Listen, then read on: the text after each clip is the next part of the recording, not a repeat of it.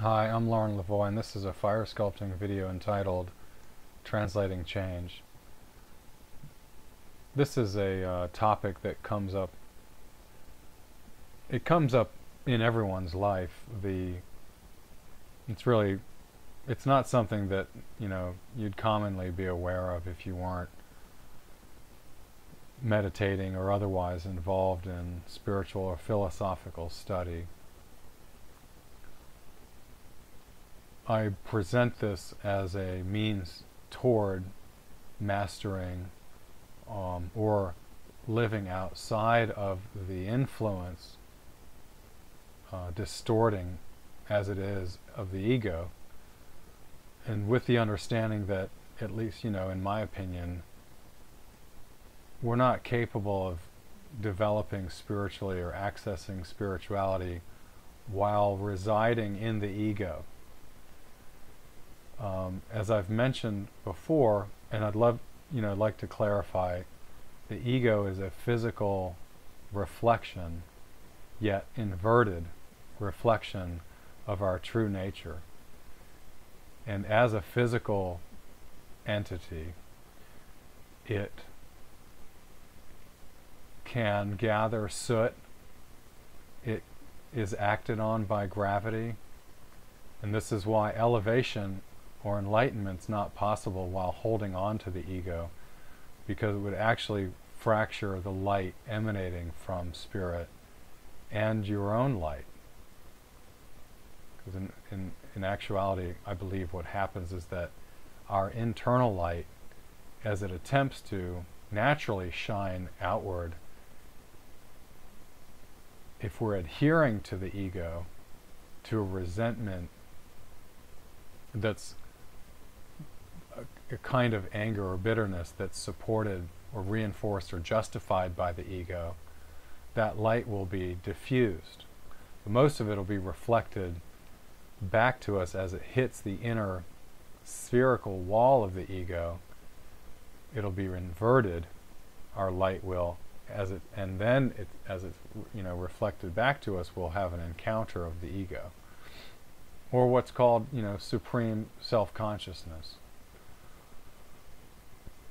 When the ego's real, we tend to argue with it or get entangled with it. We want to change it or compensate for its ugliness or its wrongness. And so that can become a problem, because entanglement and resistance of the ego will bind us to it. So I think that's pretty clear. It would require work, if you're not familiar with those concepts, to do your meditations and watch what occurs if you're especially trying to dwell on something in particular. You listen, for the quality of distraction that occurs.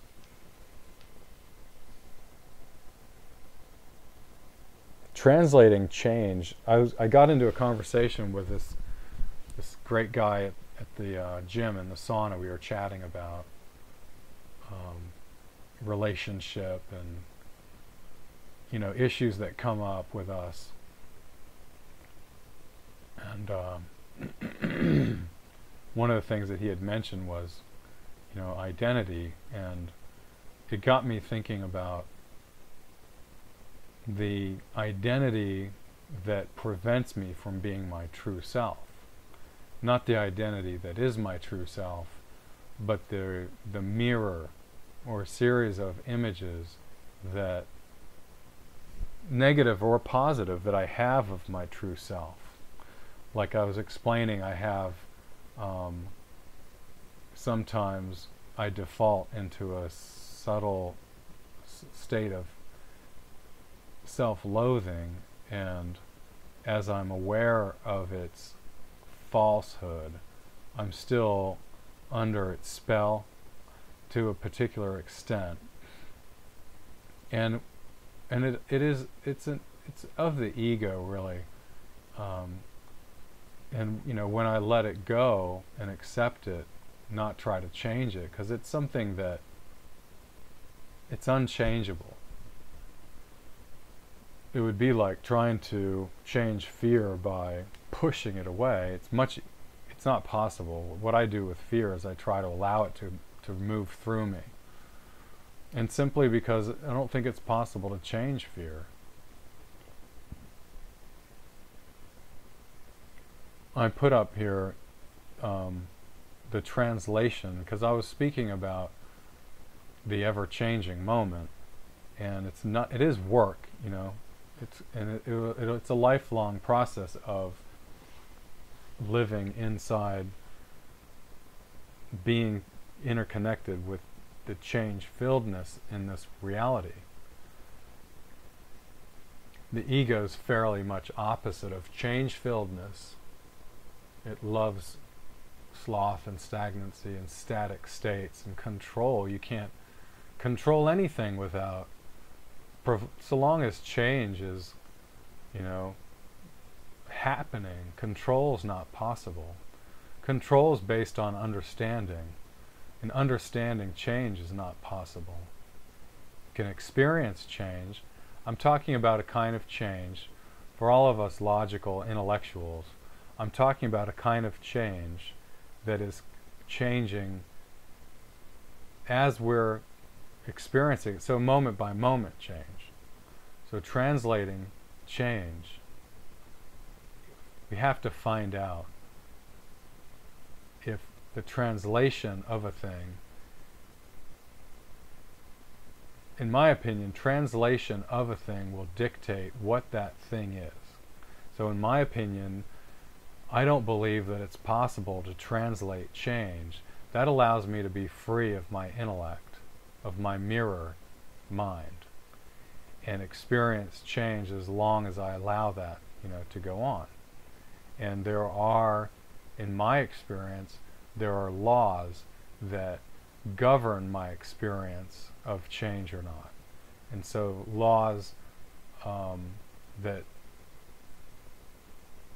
I don't know if I should call them laws, they're laws that govern my well-being, that if I'm not taking care of myself physically, emotionally, artistically, knowledge-wise, if I'm not learning, if I'm not sharing, there are these issues that, things like that, that basically prevent me from existing in a change-filled or contacting change-filledness. So in other words, creation, that which has been created can be understood to the point that we're capable of understanding it, and we can draw conclusions on what we're studying because it's no longer changing. Unless it changes in particular ways, normally a physical entity would change in particular ways, patterns would develop.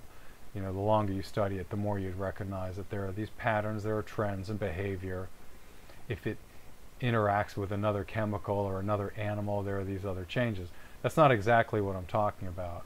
The changes that the change-filledness, the living moment, is a moment where we are connected to, whether we're consciously aware of it or not, you will be sensationally, emotionally, sensorially aware of being connected to everything. So it sounds like a lot of, tremendous, it may sound preposterous because of the words that I'm using.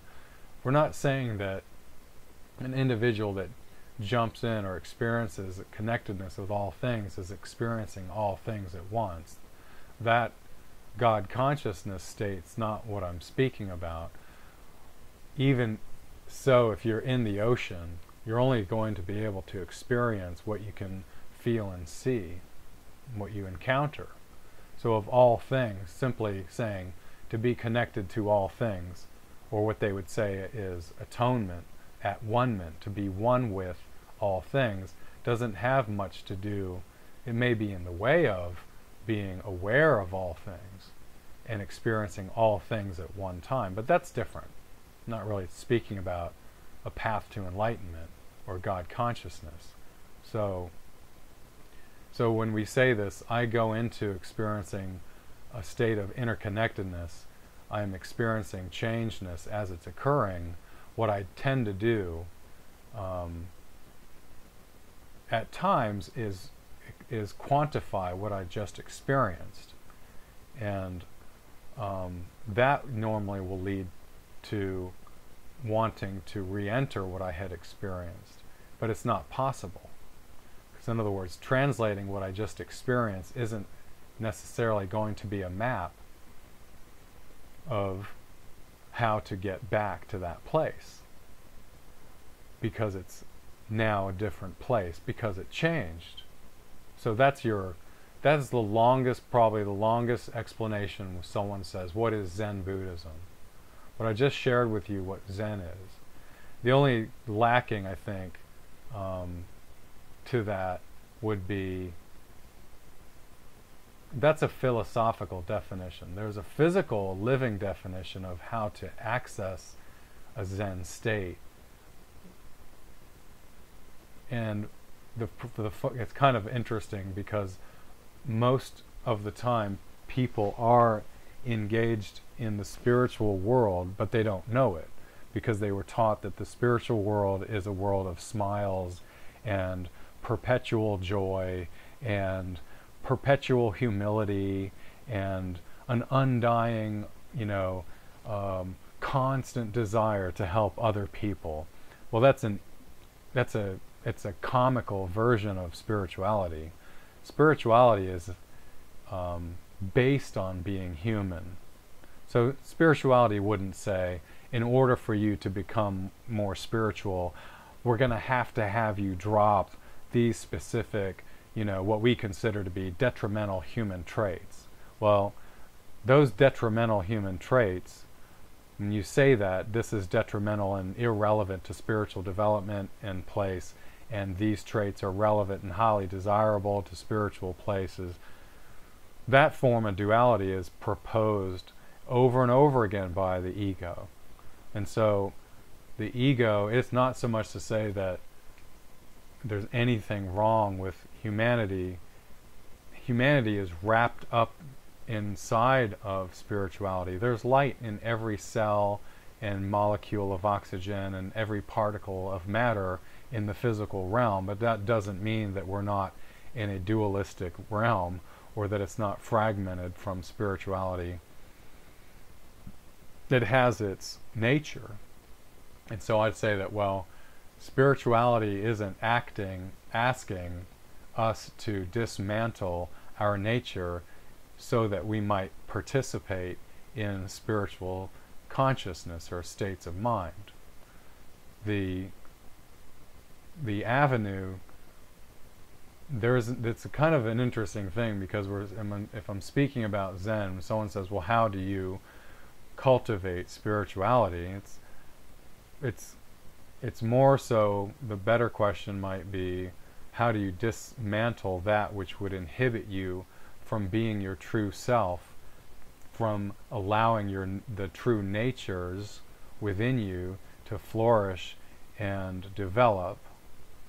That's spirituality, in my opinion. If it's kind of maybe could be a guide in that, saying that if it can't be translated, it may be a place that's change-filled.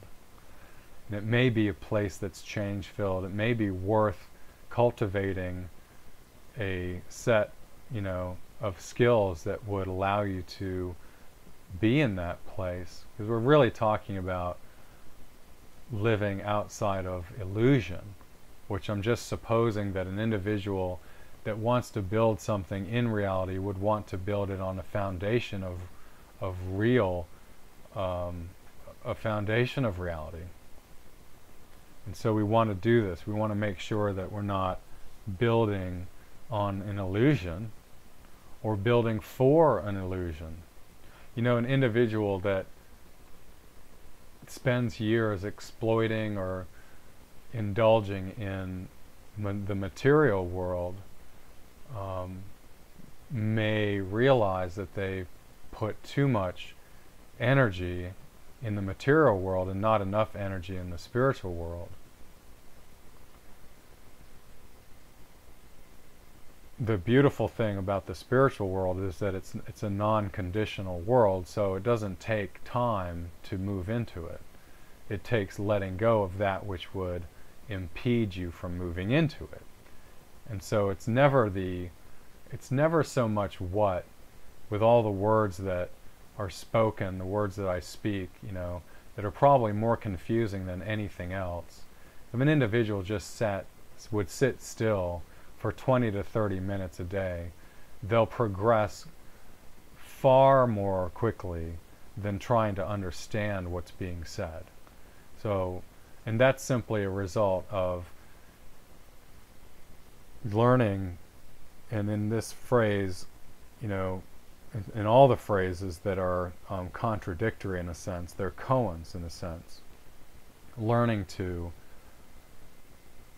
use the experiential, visionary, or conscious self to let go of that which is not real. If you can determine that you've let go of all that is not real in any given moment, then you ought to be able to determine that what you're experiencing is real. There is this peculiar thing about this, though, that was suggested to me. My teacher said to me once, she said, everything that you feel is not you. And that makes absolute sense. If you think about it, everything that I come into contact with is generating an experience because I'm participating in what I'm experiencing. And so where life gets really dull and repetitive and sterile or stale, empty, is where we're only experiencing reflections of ourself in the ego. Even though we may be surrounded by chemicals or people dancing, music, whatever, we may still find ourselves in this bubble where we're only experiencing ourselves, or a rendition of ourselves to the ego. And so that's what a lot of these, these phrases are about. Understanding is blindness. Identity is blindness. Insofar as being in this spiritual moment, or the living, change-filled, ever-changing living moment. It's just like this, a Buddhist practitioner or teacher said, you can't put your hand in the same river twice. Well, it's a good example of change-filledness, and every time we experience the river, it's a different river, and that's a wonderful thing to have. It's completely free, and in order to, if you learn to show up there, all your needs will be provided for, because God is a Yahweh Yireh entity. We're all God, so we're all unable to withhold our love for each other. And this world or reality does exist, but you will be provided for if you're willing to let go of the ego. And I only say that in the sense that if you're holding on to the ego, you're probably taking action on its belief system or version of reality, which is if you give something, make sure you get something back. Because the ego doesn't like to be in deficit. The ego doesn't like to be taken advantage of. The ego doesn't like to be found to be gullible, to be played. So the ego maintains control. The ego is not capable of faith. It never will be capable of faith. It's unfortunate. It's funny, because if the ego was capable of faith, I don't know what we'd have, but anyway. So I presented this lecture so that I can move on from there's what I consider, from my perspective, to be a group of concepts that are all kind of interrelated. And the primary phrase has its place. And when I say understanding is blindness, it's simply to say that because things are changing all the time, it's not possible to experience them, to experience that change through a prior experience of what that change used to be. And so there are hundreds, if not thousands, of spiritual sayings that try to illuminate this truth in people's lives that are seeking a different way of living. And so I'm just here to, I'm here to reword, things that have been expressed in our language even, but 40, 50 years ago that have lost some of their impact. But in essence, my essence message is always about, really, if you want to, it's very simple. The simple approach to spirituality is you drop your ego through faith. That would allow reality to remove it from you for a period of time. This means that when you elevate, instead of going from excitement to depression to excitement, you elevate in the spiritual world, and then you acquire clarity. And to enhance that, or to increase that spring of elevation, take action on your nature consistently as you can, and help others, and not just other people, but as consistently as you can. And that basically is a spiritual path right there. You don't need me or anyone else. If it helps to have answers, great. But what I just shared with you, is what I live, and I live it thoughtlessly. My awareness and my will enacts it when I'm able to, and it arrives me at experiences that change me. And so all the words and the thoughts and the concepts and the phrasing and the conclusions and all this they're merely ghosts of what you're going to encounter when you drop lying as a way of living and encounter your truth, and make a commitment to live from within truth outwardly. Okay. Anyway, thanks very much. I hope this has helped.